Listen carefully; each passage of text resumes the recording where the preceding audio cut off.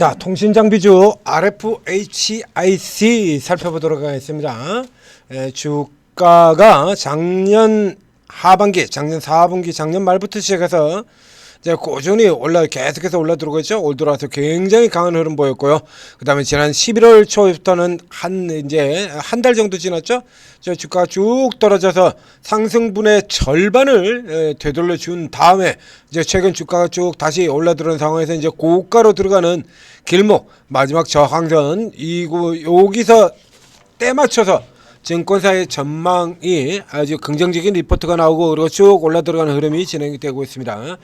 자, 여기 오늘 이제 올라간 이슈를 보게 된다라고 하면 특징주 4분기 최대 실적 전망의 10% 급등 이렇게 됐고요. 그 앞쪽에 보면 미국 주파수 경매 뭐 이렇게 되어 있죠. 이 주파수 이슈 같은 경우는 자, 이거 RFHIC에서도 자, 이 이슈 같은 경우는 지금 처음 등장하는 게 아니에요.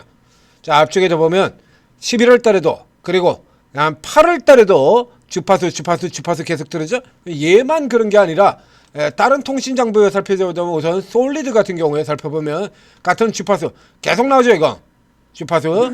그리고 예전 통신 장비 쪽의 대표 종목이었던 KMW 같은 종목들 보게 된다면 지금 여기서부터 시작해가지고 지금 7월, 8월, 11월 지금 계속 나오고 있는 종목이죠. 그리고 이 중에서 제가 이제 최근에 가장 많이 분석을 해드렸던 대한광통신. 자, 여기 보면 여기 같은 경우도 보면 이게 지난달에 이 주파수 경매가 나와 있던 겁니다. 그러니까 이게 업종 모두 다 공통의 사항이라는 얘기죠. 그러니까 업종 공통의 사항인데 여기서 유독 RFHIC만 나간 건 역시 아무래도 지금 앞에 나왔던 긍정적인 증권사 리포트 영향을 받았다라고 볼 수가 있겠습니다. 그래서 4분기 최대 실적 전망 이렇게 나와 있는데요. 자, 여기 살펴보게 되면 그 전까지 뭐 그냥 별 볼 일 없었죠. 이제 별 볼 일 없다가 올 들어서 영업이익이 큰 폭으로 뛰는 흐름들 보였고요. 그 다음에 내년도 내후년도 그거는 뭐 좀 사실 뭐 4분기만 해도 이게 뭐 특별한 건 아닐 것 같습니다. 그 이전 같은 경우도 이미 2분기에도 이런 실적을 보였거든요. 그러니까 2분기에 이미 83억 뭐 이렇게 보이는데 여기서 88억 된다 하는데 이렇게 크게 두드러지는 건 아니죠. 2분기 실적이 이렇게 개선이 되는 흐름 보면서 이렇게 아주 강력하게 치고 들어온 종목이고요. 자, 이 기업의 실적을 살펴보면 눈에 띄는 부분이 하나 있습니다. 보이십니까? 조금 특이한 부분이 하나 보이죠?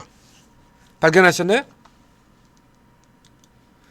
자, 이 앞에 2023년, 24년을 보게 되면 자, 일단 이쪽 같은 경우는 통신 장비주들이 그렇게 좋지 않던 업황이 좋지 않던 시기죠. 저 앞쪽에서 5G 가지고 주가 뭐 실적들 폭증했다가 그다음에 우리 한국 쪽에서는 국내 쪽에 5G 투자 끝나고 난 다음에 뚝 떨어져 내려오는 이런 흐름 보였었는데 자, 여기에서 영업이익이 이렇게 후퇴하고 있는데 이 아래쪽을 보게 되시면요. 당기순이익은 영업이익은 3억밖에 안 되는 회사가 당기순이익이 177억이 나옵니다. 작년 같은 경우도 15억밖에 안 되는 회사가 당기순이익은 197억이나 나오게 되고요. 좀 희한한 그림이 나오게 되죠. 이런 케이스가 된다라고 하면 이건 뭘 얘기하는 거냐라고 하면 이 종목 주가에도 역시 마찬가지 이런 부분들 요소가 이 종목 주가에도 영향을 미쳤을 가능성이 당연히 있겠죠. 당연히. 그래서 이런 부분들 같은 경우 요 외에 이어서 지금 얘들이 얘기하고 있는 것 같은 주파수 경매 같은 경우는 통신 장비주 모두의 공통으로 작동이 되는 상황이기 때문에 그 중에서 얘만 이렇게 오른 이유는 뭐냐 이거죠. 그러면 요 부분 같은 경우가 이제 얘만 유난히 이렇게 좀 많이 오르는 이 이유의 배경이 될 수 있다는 얘기 아닙니까? 그래서 요런 때서 이제 종목 강세의 힌트를 찾아내는 거예요. 자, 천재투자TV 구독, 좋아요 눌러주시고요. 그리고 천재투자TV에서 독자적으로 개발해서 극찬리에 운영 중인 오르고 앱을 다운로드 받고 들어오시면 여러분들이 이런 종목들에서 다 기회를 찾을 수 있다라는 얘기가 됩니다. 동양고속, 뭐 천일고속, 상지건설 뭐 이런 종목들은 말할 필요도 없고 로버츠 같은 경우는 제가 뭐 올해 1년 내내 추천 들어가지고 여러분들한테 큰 수익 알려준 것들 있지 않습니까? 로봇주 같은 경우는 상반기에 벌써 이 반토막난 계좌들 플러스 전환시키는데 큰 역할을 해줬고 하반기에도 지금도 그렇죠. 로보티즈, 하이젠, R&M, 클로봇 그 뒤에 이제 줄줄이어서 SPG, SBB 테크, DIC, 뭐 우린 PTS 막 들어오지 않습니까? 제용 솔로텍 같은 종목들까지 이런 종목들 다 잡아가지고 여러분들한테 이익 내드리는 거예요. 자, 플레이스토어 앱스토어에서 한글로 오르고라고 검색을 하시면 자 이렇게 오르고 ATM 스탁 하는 이 오르고 앱이 나옵니다. 요거 이제 다운로드 받아가지고 설치를 하시고 그 다음에 여기 로그인이 필요한 서비스입니다. 그렇기 때문에 이제 로그인 하려고 그러면 간단한 무료 회원 가입을 해야죠. 아이디 비번하고 이런 거 정하셔야 되니까 이렇게 해서 들어오시게 되면 이거 최고 10년 이상의 경력을 가진 최고 전문가들 20여 분의 전문가들이 있다는 얘기입니다. 여기 코인 전문가도 두 분 있고 이렇게 보이죠. 윤수석 코인 여기 이렇게 있고 그리고 이 20여 분의 전문가들이 다들 특기와 접근법이 다 틀려요. 그러니까 모두가 다 삼성전자, 하이닉스 뭐 이런 것만 보고 있을 것 같으면 전문가가 20명씩 있을 필요가 없지 않습니까? 그러니까 단타하는 사람, 중개하는 사람, 단타를 하도 같이 단타를 하더라도 재료주 매매 단타, 테마주 매매 단타, 세력 급등주 매매 단타 이렇게 다 다르게 있습니다. 그러니까 요 중에서 이제 여러분들이 성향, 투자 성향하고 가장 잘 맞는 분들을 잘 찾아 들어가시게 되면 그렇죠? 딱 맞는 성향에 맞는 이런 종목들을 찾아서 수익을 낼 수 있다는 얘기가 되는 거고요. 그거로도 조금 부족하다라고 생각하신다 그러면 여러분들은 이제 들어가신 그 방의 약점이란 게 누구나 다 약점은 다 있잖아요. 장단점은. 그럼 현재 여러분들이 주력으로 가지신 그 방의 약점을 보완해 줄 수 있는 전문가 당연히 오르고에 또 있습니다. 그렇다면 이런 것까지 가서 이렇게 보완을 해서 이렇게 세팅을 딱 해두게 된다라고 하면 시장 상황과 관계없이 계속해서 수익을 낼 수 있다는 얘기가 되는 거죠. 자, 오르고 적극적으로 활용하셔서 성공 투자하시기 바랍니다. 자, 종목으로 다시 들어가 보겠습니다. 자, 요거 뭐에 연결되냐면 이런 케이스 같은 경우는 다 자회사죠. 이렇게 눈에 띄게 표시를 하지 않아도 자회사라는 게 숨어있는 자회사들 같은 경우가 어마어마한 배경이 되는 경우들이 있습니다. 바로 지주사 두산 같은 경우가 되죠. 이 두산의 경우에는 자 이렇게 따로 이렇게 이게 재무제표로만 봤을 때 따로 특별하게 그게 표시가 나지는 않아요.